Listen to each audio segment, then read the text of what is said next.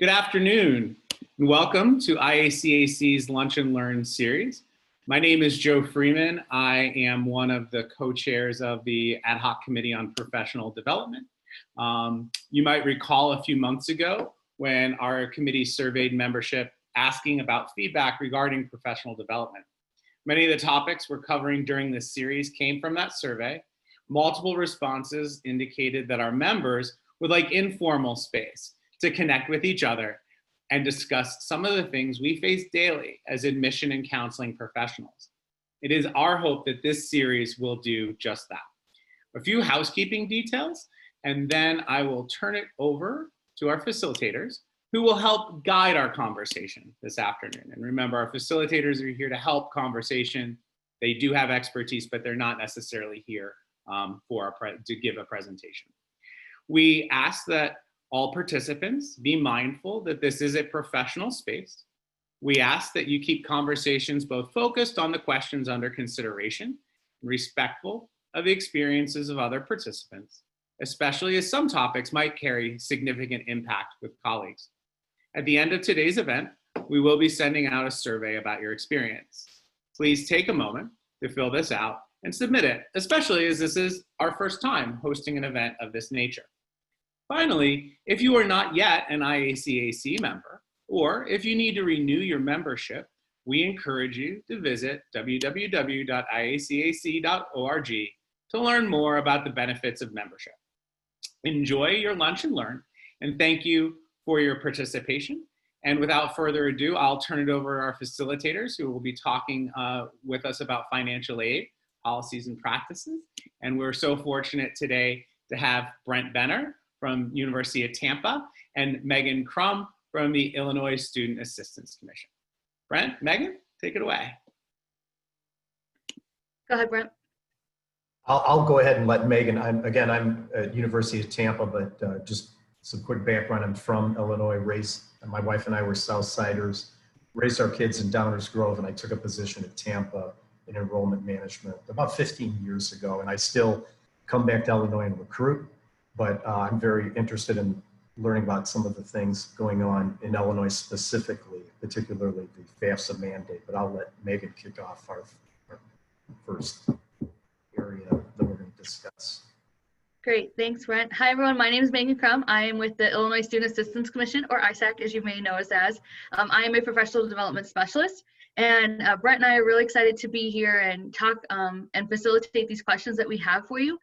We encourage everyone to use the chat if you have any questions for us as we go through today. We encourage you to turn your videos on, right? So we love to see your lovely faces.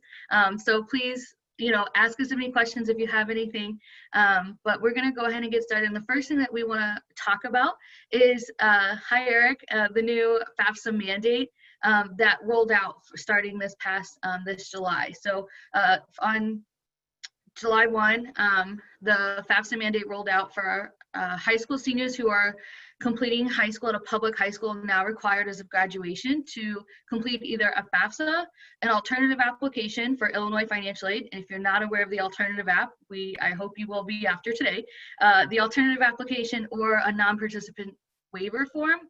And so our first question is, how are you gearing up for this upcoming school year with FAFSA completion or alternative app completion, as now many schools are going virtual, even colleges are virtual now. We are virtual on the PD staff here. So how we encourage everyone we welcome your comments, and how are you gearing up for FAFSA completion?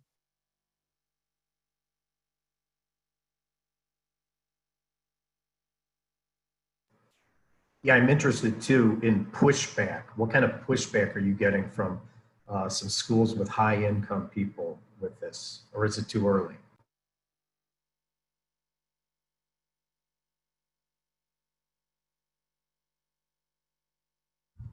I work for George Williams College of Aurora University up in Wisconsin, but our main university is in Illinois. We are really small. We got less than 200 undergraduate students in total, which is a high number for us.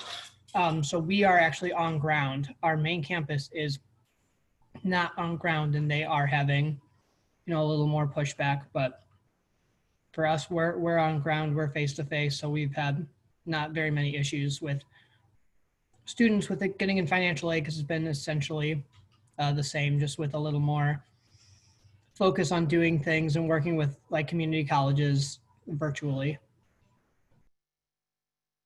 Great, thank you. So Krista had a question in the chat specifically about the waiver. So the non-participant waiver form is found on ISAC's website. So we do have a resource page. If you go to isac.org/FAFSA mandate, or under the professional development tab, there is a FAFSA mandate tab that you can look the non-participant waiver form up. And it is, with ISAC, we are providing resources, so such as the ISAC Corps, who are available to help high school counselors, right, or even your admission staff, with students completing a FAFSA or an alternative application. And so the waiver is just a 2-page document. It's front and back, and just explains what is the FAFSA and what is the alternative application. And so it goes to that, and the waiver just states that if they're choosing that family or that student, if they are over the age of 18 or under legal guardianship, that they are understanding what the FAFSA is, or what the alternative app is, and is choosing not to complete it. They understand what those applications are, and what they're choosing not to do. Now with FAFSA, and Brent can definitely talk about this, with FAFSA and even alternative app here in the state of Illinois, some institutions or the institutions that you work with may require a FAFSA to complete in order for merit-based aid or need-based aid at your institution. And so we encourage at ISAC to always, for a student to complete a FAFSA or an alternative application, even if they don't think that they'll receive any money. But schools, as you all know, like to look, financial aid offices directly, they like to see if a student will dip into state and federal financial aid before dipping in institutional aid. And so I'm glad to hear that in the chat that you're finalizing your plans and you're getting ready to gear up for some different things. For Patricia's related to different languages, it's being worked on. But know that it's coming, but it's the participation form at the moment is only available in English. So what else is everyone doing as they gear up for FAFSA or alternative app completion?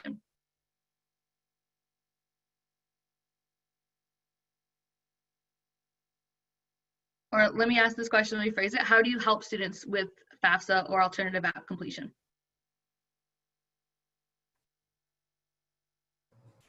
While we're waiting for people to answer either via chat or whatever, I just want to remind people that probably one of the most important things of why maybe the FAFSA, I see the FAFSA mandate as a very good thing, because the general public, and I'd be interested in hearing from some of our other university colleagues here, is the need-based aid factor. There are many universities out there. Like, this is a mission of our president. About 20% of our students at Tampa are Pell eligible kids. And we give about 25 million in need-based aid to stay socioeconomically diverse. And again, I don't know how much the general public knows that. They think federal aid is the only thing they're going to get. And we have a lot of students that don't get Pell or any federal aid other than perhaps some subsidized loan eligibility, but yet they get University of Tampa need-based aid, which again runs into the $7,000. And you know, given that our costs are about $42,000 a year, our total direct costs, $7,000 is a big chunk of change. So that is what I see as good about the FAFSA mandate in that regard. I guess my name is Rachel Georgakis. I had a question for Meghan and for people on the high school side in ISAC. And I guess it's a question in regards to your question about how we're going to be helping families complete this mandate. At my high school, we serve a lot of families who need a lot of assistance filing the FAFSA. And our school just announced that we're going to be remote through the end of our first quarter. So at least remote until mid-October. And so all of our financial aid programming in terms of the in-person events can't happen in person anymore. And so I'm concerned about the security of how we might help families file through screen sharing, through Zoom or Google Meet. And so I was wondering if anyone could talk through tuck to that point, what that security's looked like if people have had experience doing that in the spring or the summer, and what ISAC advises in terms of being able to help a family sit and process and file it together. Before I talk, I want to at least let someone else, if you guys are doing anything or have thought about anything before I speak. I just wanted to share at the at St. Francis what Brent was saying as far as how many are Pell eligible students. We have 61% or 64% Pell eligible students, so we need everybody to do it essentially. And so outside of our financial aid office to help with the financial aid with the FAFSA and all that, there's only a few of them. So I have my entire staff trained to be able to walk them through a FAFSA and being able to talk about special circumstances and things like that. We have to in order to do that. But I am also interested in that security thing because obviously our virtual stuff is going to be key this year. And outside of some Catholic schools, I'm doing my first financial aid presentation next Tuesday in person. But not every school is going to be doing that. And that's usually when we prep for when, usually I think I've done, 6 or 7 presentations in September. And, how do we get these families prepared to do that? And how can we get colleges and universities, possibly their admissions office, to help prepare for that uptick in needing to help out?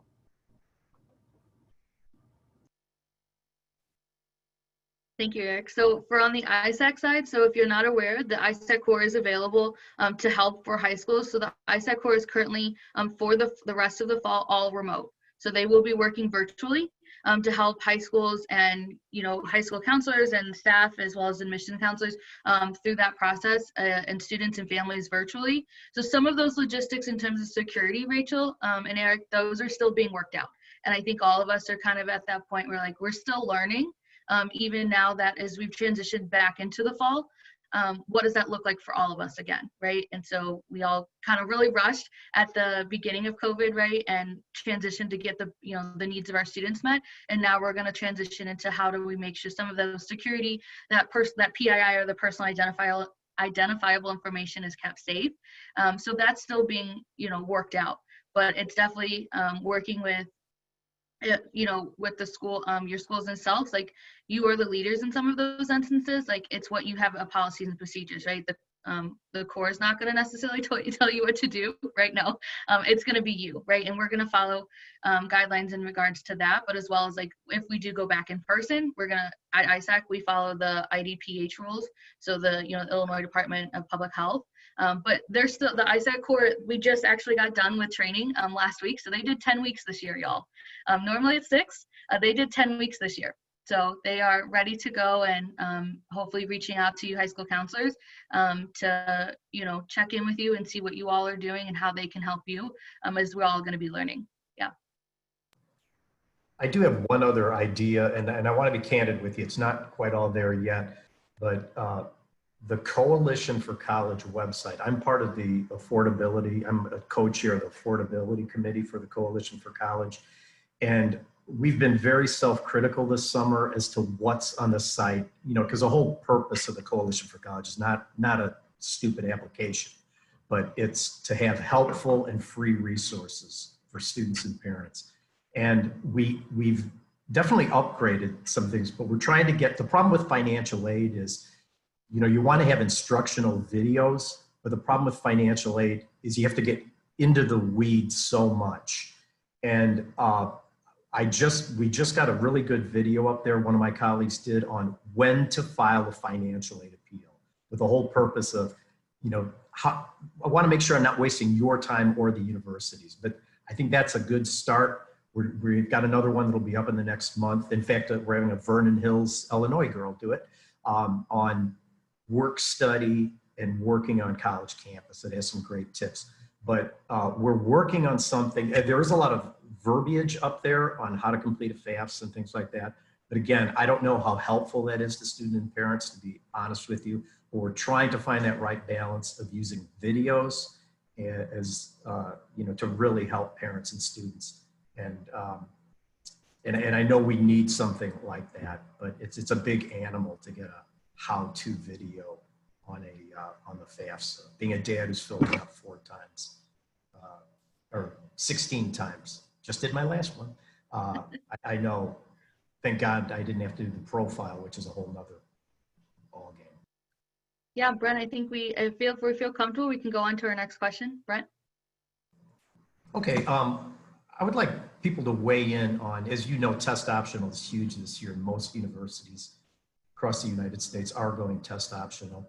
And it's been a big challenge here at Tampa.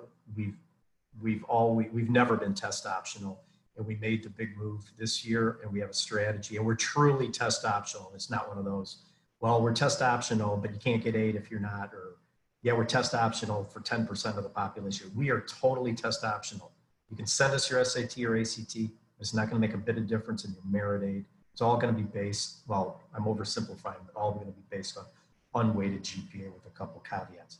I'm interested in questions that some of our high school colleagues have on test optional. And I'd be very interested in hearing how some of our other university colleagues have made this transition and what kind of impact they think it's going to have on the incoming student body.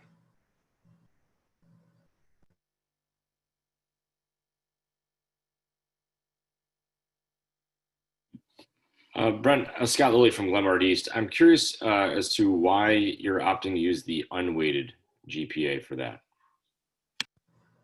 That's a great question. We use a lot of predictive modeling, and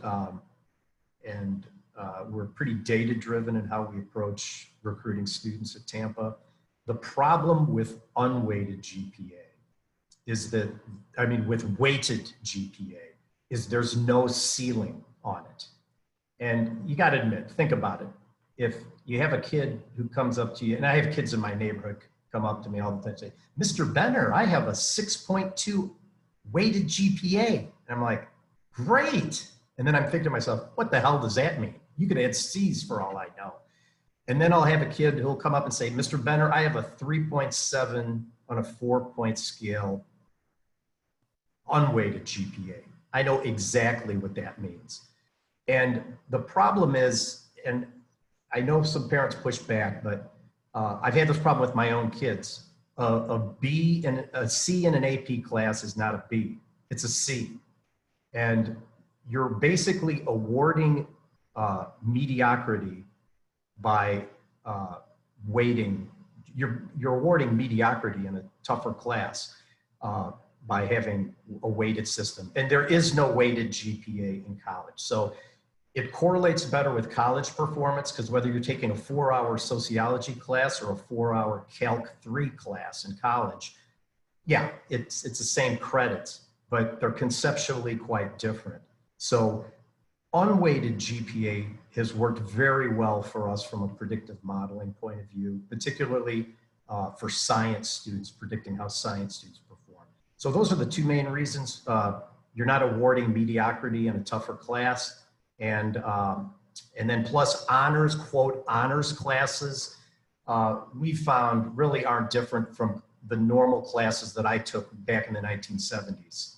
They're not really honors classes. They're not really that rigorous. They're mushy, and but every university has to do what's right for them. Some universities, weighted GPA may work better. I can only speak for Tampa and the predictive modeling that we do here. Weighted or unweighted works better for us. And again, in college, very few universities have weighted GPAs. So I'm not sure if that answers your question, Scott, but hopefully that can give you a little bit of insight.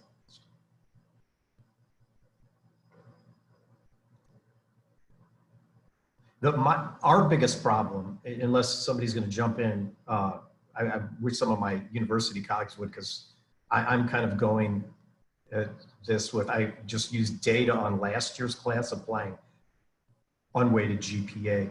The problem is there are these kids who take IB, AP, dual enrollment classes that get 3.5 to 3.7 unweighted GPAs, who really historically have had very high SAT and ACT scores. Now, those kids previously would have gotten pretty high merit awards because of their SATs and ACTs. They're not going to get very high merit awards if there's not some adjustment there. And so we're looking at, just by looking at number of AP-IP or AP-IB and dual enrollment attempted, you didn't even have to pay any attention to what they got in those classes, but students in that GPA range typically had only 14% of our incoming students in last year's class had SATs below 1200. So again, there's, you know, there are kids like some of my kids in my own family who are kind of, you know, taking it on the chin in the APs and IBs, but yet, so it's not really reflected in their GPA. So I think that's where universities are going to need to make adjustments. And those are the kids that may not get the merit awards that previously they could show in a one-time test. But I think it will be a much more equitable situation. I'm really interested in hearing from some of my other colleagues. I think having the scholarship portion is a very huge conversation because that, and when we went test optional, that was a big that had to be a big conversation that they did not want to talk about. As in, there was arguments back and forth as in how could we award somebody a bigger scholarship when somebody with a test score would have that bigger scholarship. And then there's the assumption, and in our institutions, there's the assumption that the reason why somebody wants to go test optional would be because they wouldn't have done well. And those are the arguments that we had to go through back and forth, that that's not the reason why they're going test optional, or not the sole reason, at least. So trying to convince them, we're still going back and forth on those kind of things, on trying to see if I had a student with a 3.6 and a 1300, let's say they get 17,000. How do I get that same student without the test back to 17,000 in a scholarship, right? And those are, you kind of have to make that argument, and we are slowly getting there. Of course, I wish our scholarships were just a little bit better, and we'll get there. It's just a matter of people needing to learn that just because there's no test, and this is probably the best year to be able to see that there was no test this spring, there was no test this summer, and I can't just give a baseline scholarship just because they don't have scholarships. We can't afford that, to do that. So we had to increase the scholarships and had to find a way to do it, because there is no, you had to separate those that are those people that are in the college side that have children that go to school, because they understand, but we're talking about the bigger population that don't work at institutions, that don't know how to think about those things. I had one of my coworkers say, well, my kid took the test in December. Well, that doesn't mean anything to me, right? That just means that you knew that you should push your senior to take a test as many times as possible. But not when you have a population of 61% first gen. Most of our kids don't know to take that. And then even now, even though we're test optional and we've announced it, they're still, we're asking them to apply. They're still saying, I don't think I can because I didn't take the test. So getting over that part and getting them to their saying, truly, can you get them the scholarship that they really deserve? Or are we just basing it off numbers? The other hard parts to argue over is the historical base, because we had to argue to start over on the historical, because historically we've done, the higher the test score, the better the student, the better student success, but we've never taken students that were lower. So how can we judge that, right? So we had to argue that point to that, which is hard. So yeah, I wish I knew, like, okay, for test optional, every school is going to look at these things and this is how we're going to base our scholarships off of. But who's going to share that information? The only thing I would say is look at data points, other data points that students provide in their application. And again, it's hard to find some, and for us, I was shocked that it's only 4 or more AP, IB, or dual enrollment attempted. Those kids do very well, regardless of the grades they get. And we weren't even looking at what their scores were on AP and IB. So that's what, again, I was only missing 14, or only 14% of them would I have over awarded this year. And quite frankly, at Tampa, we've always known that the only predictive validity of, and this is something really important for the high school counselors to think about, and what I kind of worry about with test optional, is that the only kids that tests were predictive of were science kids.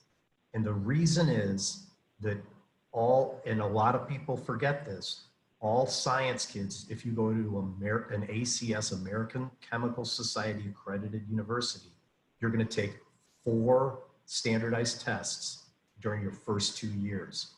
When you take general chem, the final is the ACS chemistry final. So I don't care if you go to Harvard, Stanford, University of Tampa, University of Illinois, wherever, you're going to take the same final as the rest of the country for Chem 1, Chem 2, Organic Chemistry 1, Organic Chemistry 2.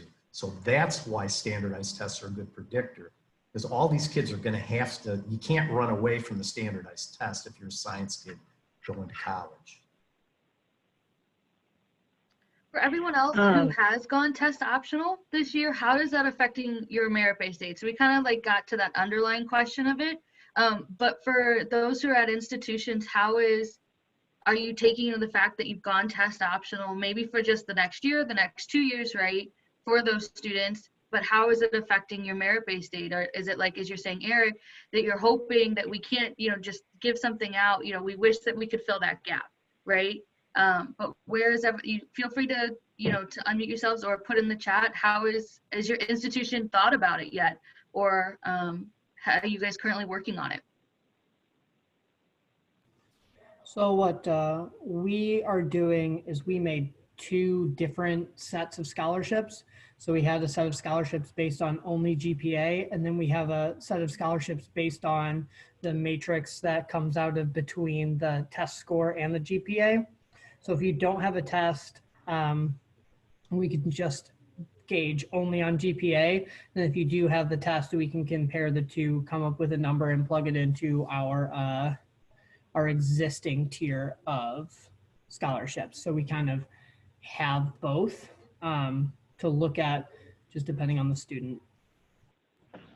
Is the reward higher or about the same for either?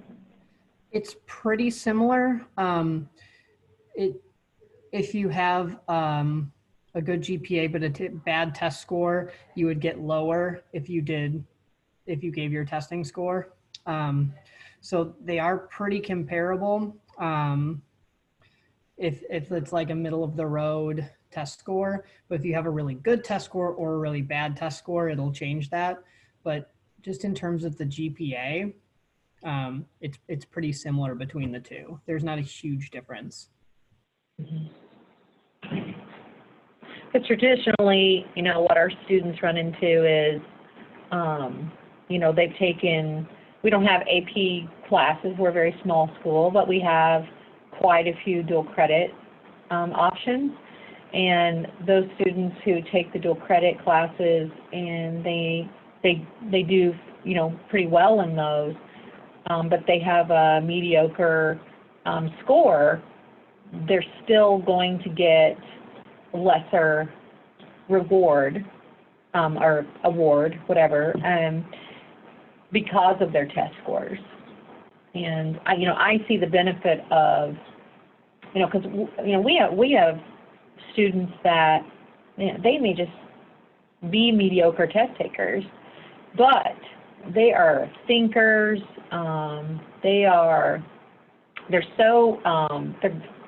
They're analytic. They meet all those other criteria for being great, students. But the test taking side of it, you know, hinders them. So, you know, even if you're test optional and you say, okay, but we're still going to give these scholarships for people who choose to give their test scores, but those end up being a higher reward, I feel like you're still hurting the kids who, you know, who prove themselves otherwise. But does that make sense?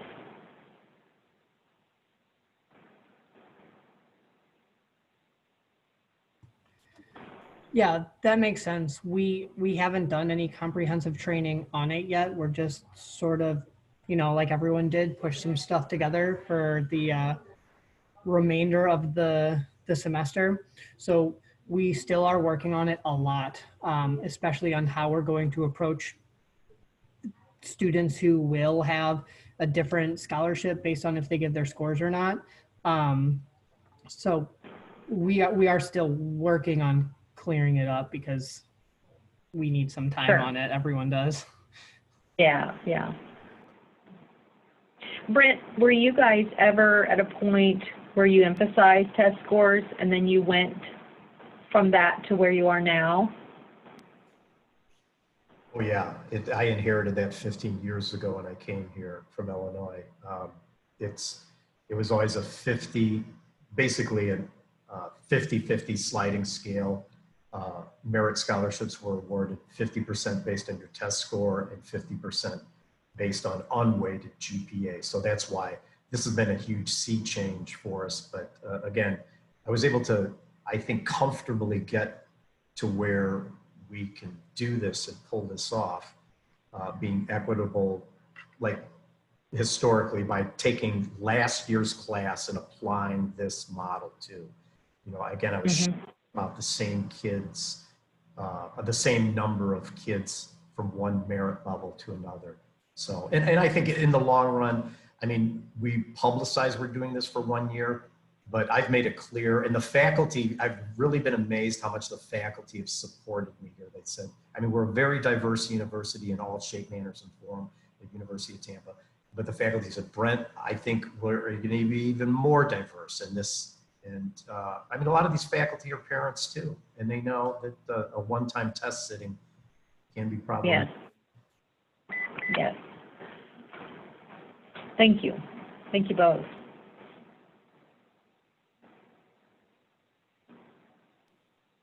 Does anyone else want to share what their institution is doing as they've gone test optional for their merit-based aid?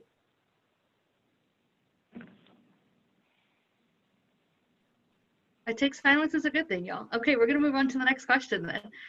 For those whether you're on the high school side or the college side, what are some of the challenges that you faced when explaining financial aid?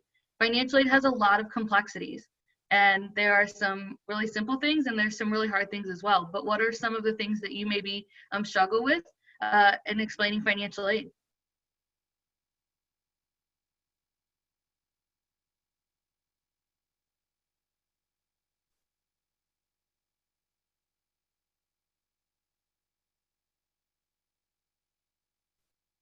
Are there things that you don't struggle with maybe as well? Do you feel confident though that you in explaining financial aid?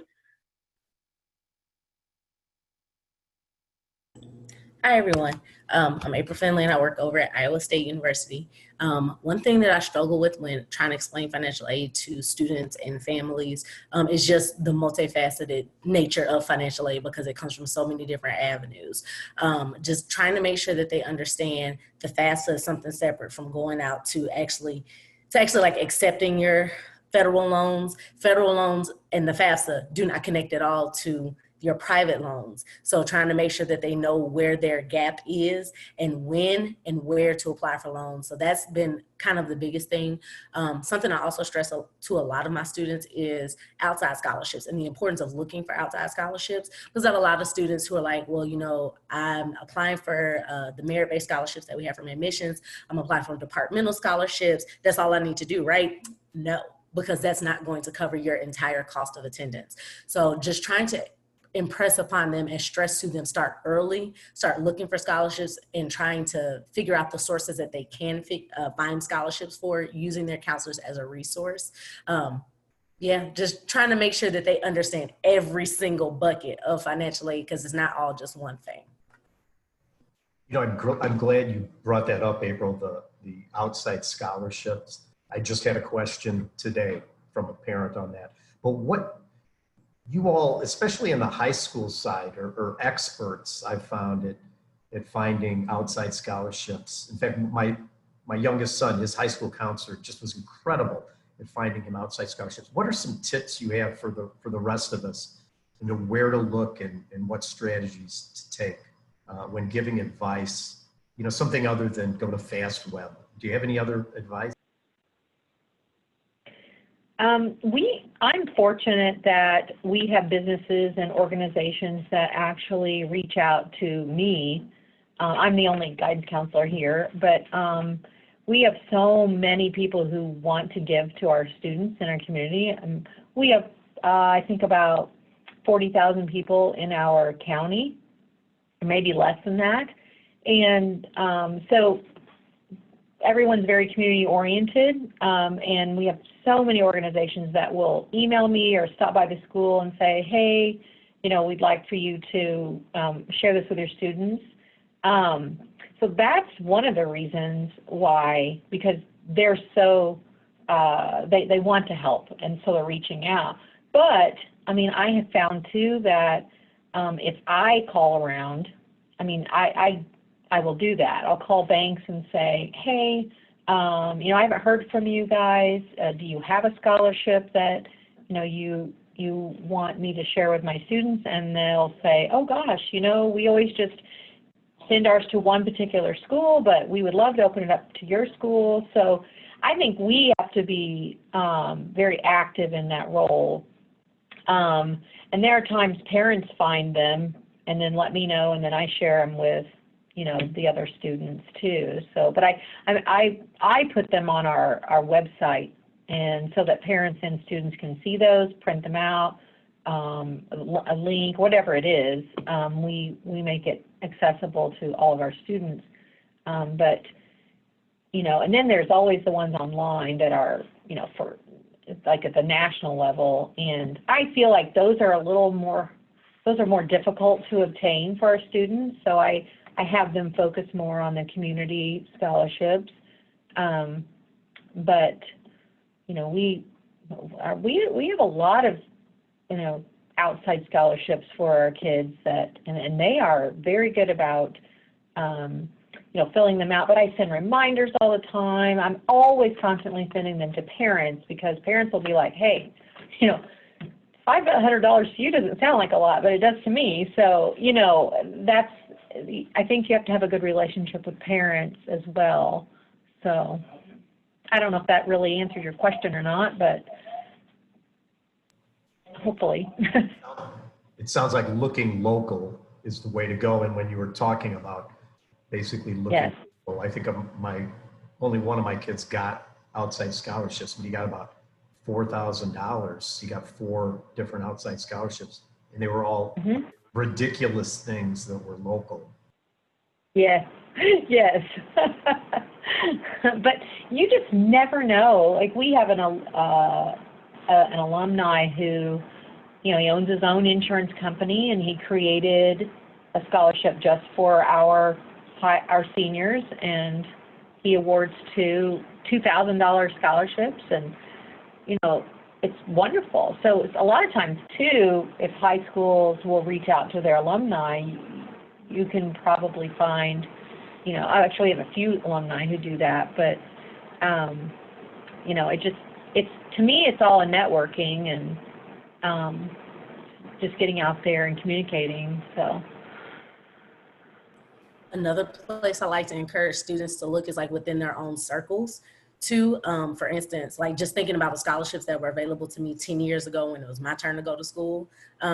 Look at their churches. Look at social organizations that them or their parents might be involved in, their parents' employers, because those were all scholarships that I was in line for when it was my time to go to school. And the big one is that there may be scholarship programs, especially in our different multicultural organizations that have like scholarship programs that might be a year-long thing for them to be a part of that can help build those college readiness skills, but they also award scholarships at the end. So those are really, really great places to look as well. Yes, absolutely.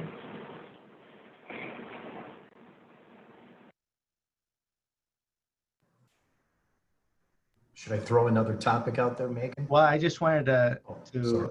add in there, one of the hardest things that we've come across, again, being a first-gen school, is essentially talking to those first-gen students and trying to, it's going to sound bad, but trying to convince them that a 4-year private school like St. Francis is possible. So many times we get to them at either a high school visit or a college fair, and they're juniors, and they've already decided to attend a community college without knowing how a 4-year could actually help them out scholarship-wise and things like that. So, and not necessarily knowing what other scholarships they can apply to. They use a lot of those local scholarships as well, and those things. But that has been our struggle for a while, since we are a first-gen school. We're in Joliet, you know, and the Joliet community has a lot of first generation students. How can you get these students to understand that a 4-year private is actually reachable starting from the beginning, without thinking that it could cost the same? We've seen a lot of students that will transfer, which we do get a lot of transfers. More transfers actually than first-year students in a given year. And it actually turns out to be fairly similar costs overall, or possibly even more, costing even more without knowing that transition, how much that transition would cost. We find we have the same issue with students who aren't even first gen. They're middle class students who, you know, to be honest, personally, we're having the same issue with our daughter. She decided to attend community college this year because she wants to study Spanish and Catalan. She spent a summer in Spain studying Spanish, and but we can't afford the schools that offer Catalan language. Yes, we can afford something that offers the Spanish major, but not Catalan as a minor, because they're all very, very expensive private schools, and we do not qualify for a lot of money. You know, my husband and I are both educators, but we are at that line where, you know, I think our EFC is like $22,000, but we can't afford the rest of that. You know, there's no way. So, you know, I feel like we're in the same boat. You know, we don't want her to graduate with debt that she probably can't pay off within reason. And but we're having the same problem with those kinds of kids, because they feel like that private institution that may be you know, more rigorous and known to be more rigorous and is very, very expensive, is not attainable at all. Do you guys have any, you know,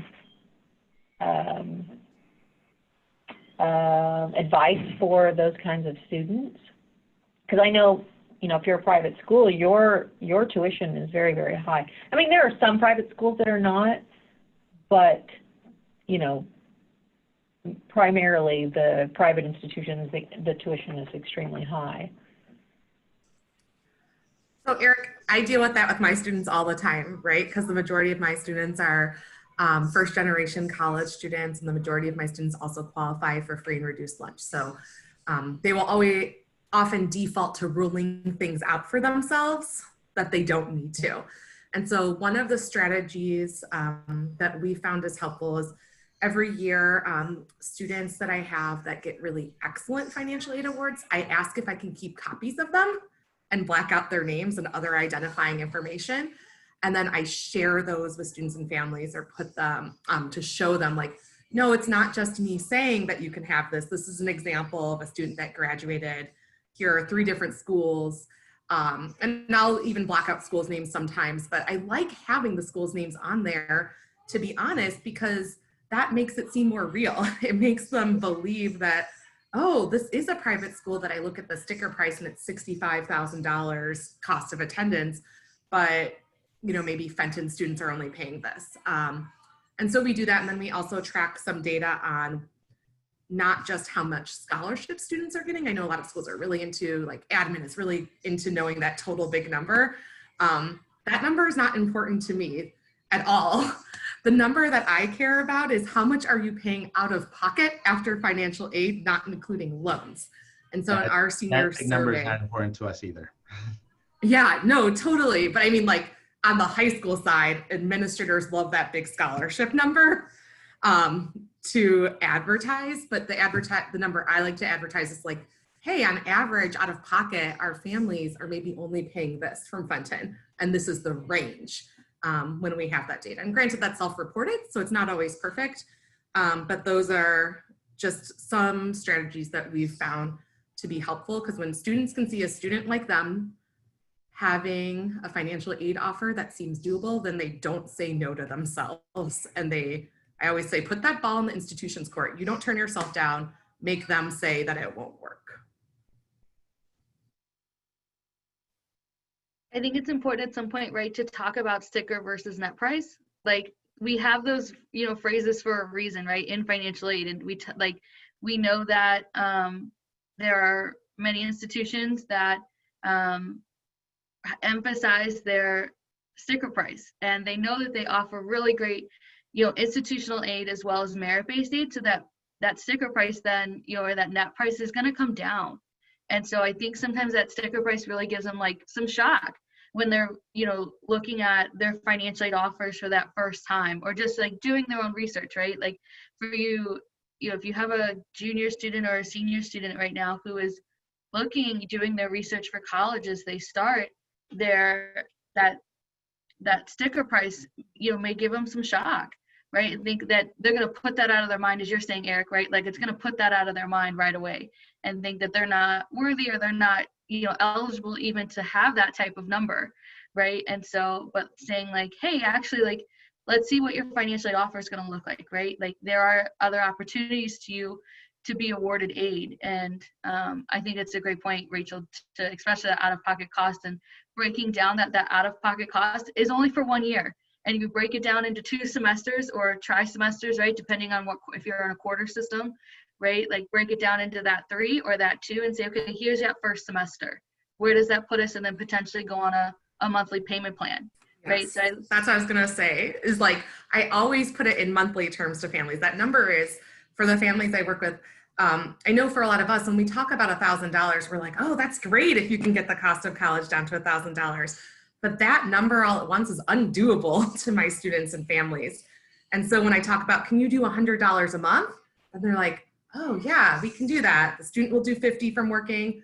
We as the parents can do 50. So absolutely, Megan, I think that monthly, and like just putting it out there right away, like, oh, there are monthly payment plans. Every school has that, is really important. That monthly, breaking it down to monthly has definitely helped us out, because when they say 200 a month, and then I tell them, so, that's 2,000 in a year, they're like mind blown. It's like, whoa, that's like my phone, and all that. So that definitely is a thing. And then we try to tell them that, it's actually the majority of our students are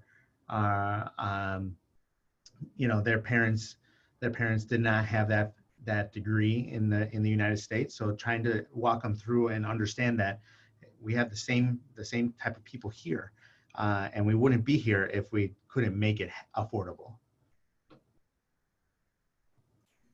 I've worked at a private 4-year, a public 4-year, and a 2-year. And so it's been really interesting to see the financial aid process at each one. And when I was working at my 4-year public institution, which was actually my alma mater, I remember it was financial aid season, financial aid award letters, and it was just call the student, see if they got it, and that's it. there's really no discussion. That's their financial aid award letter, and they're paying it or they're not. And then when I started working at my 4-year private institution, I could not believe the in-depth conversations I was having with families and the willingness to work with them. Obviously, we can only do so much within our means, but to say, okay, let me go back, let me talk to my director, let us talk about in-house options. So we do have some different loans that are in-house that don't accrue any interest. Or maybe we can reevaluate your financial aid package because your parent lost their job, or maybe it's too much. And so, okay, let's talk about what could you pay monthly. So maybe if we got another $1,000 off or $2,000 off, this might be an option for you. Obviously they're non-disclosure agreements and we're talking with students, but there's so much more I feel I can do for a student at a 4-year private institution that I could ever do at my public institution. And usually we can get the cost way more within means of what maybe a public institution costs from sticker price to the actual price. And then moving forward from there of, okay, now let's continue to look at other opportunities. So never having gone to a private institution, none of my family members have, I was mind blown. I was very eyes wide open that this was the process. And that's something that I try to tell students is, like Rachel said, you don't know until you put the ball in our court and you make us do some of the work for you and you make us do our job and explain this to you.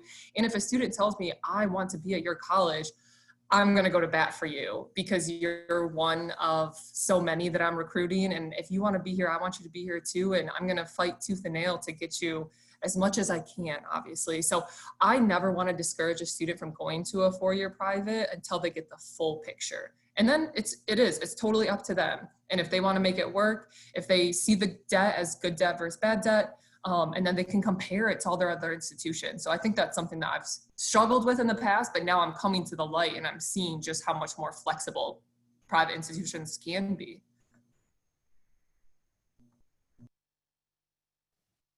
Thank you, Caroline. Anyone else? And Brent, I'm going to ask you as the seasoned guy on that group here, because I also feel like I've got myself in the experienced category these days. But I think what Caroline just gave us a really good representation of how it currently is today. Is that how it's always been, or has that been a recent evolution? I felt like when I first started working as a counselor many years ago, the financial aid package was the financial aid package, and that was it. And I feel like there was even like a NACAC ethics standard in place that said schools should be offering you their best offer on their first offer, and that should be it. Nowadays, I feel like I'm advising families the opposite, to keep going back to the office and just keep kind of almost harassing you guys about, well, can you get me another $1,000 off? Can you get me another $1,000 off? Has that changed, or is it the public versus private argument I think that Caroline just made there? Keep in mind that there are a lot of public schools that really operate like private universities, especially in the southern part of the United States. Remember, Alabama, Mississippi, like my niece from Chicago got a full ride to Mississippi. And we keep forgetting, when you live in states like Florida, Illinois, Ohio, Pennsylvania, that you're not going to get any scholarship money.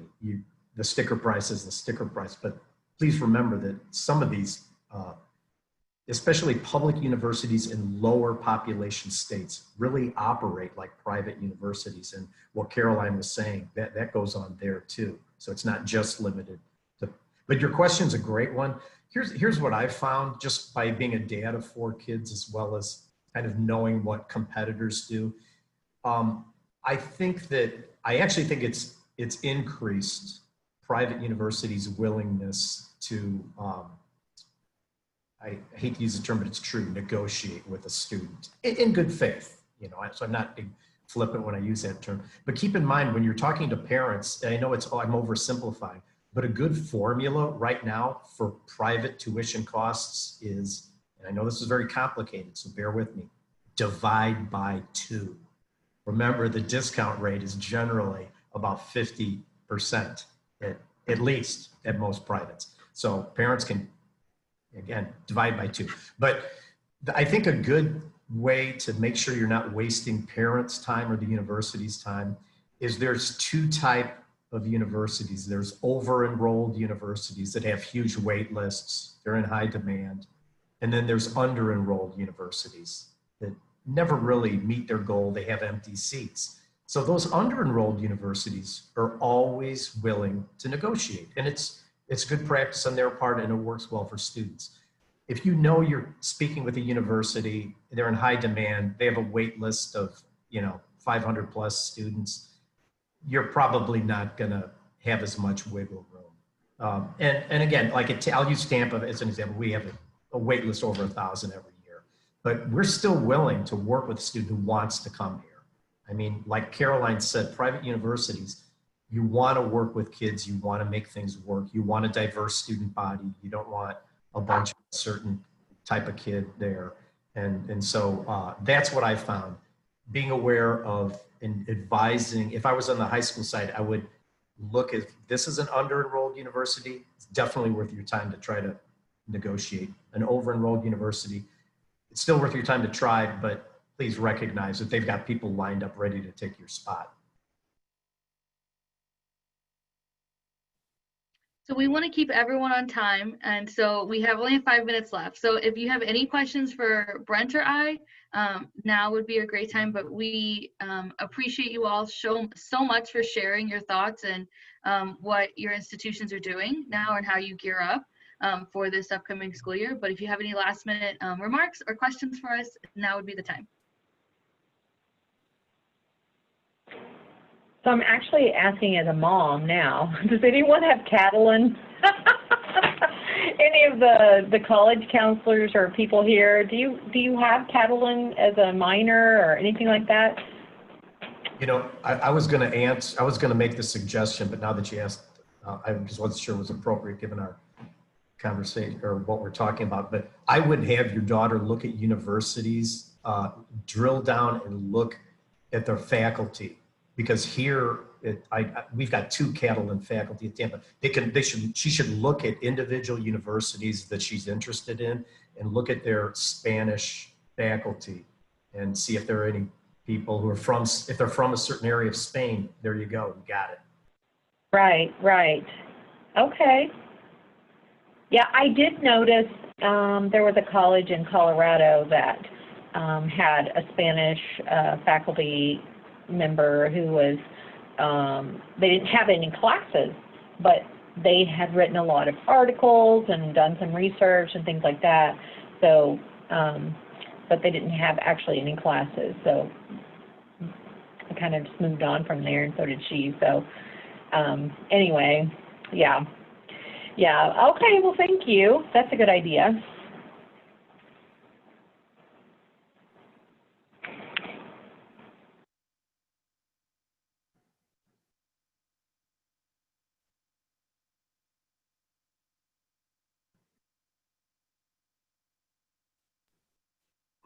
Well, if we don't have any other last minute questions, thank you all so much. Joe, Brent, thank you. If you have, thank you so much for joining us. Joe? Yeah, no, I was just going to say thank you as well. And thank you, Brent and Meghan, for leading such a robust and thoughtful discussion. I learned a lot as a school counselor from your guidance and from the contributions of everybody on this call. This was great. Have a great day, friends. Yeah, thanks everybody. Look forward to. Thank you. Take care.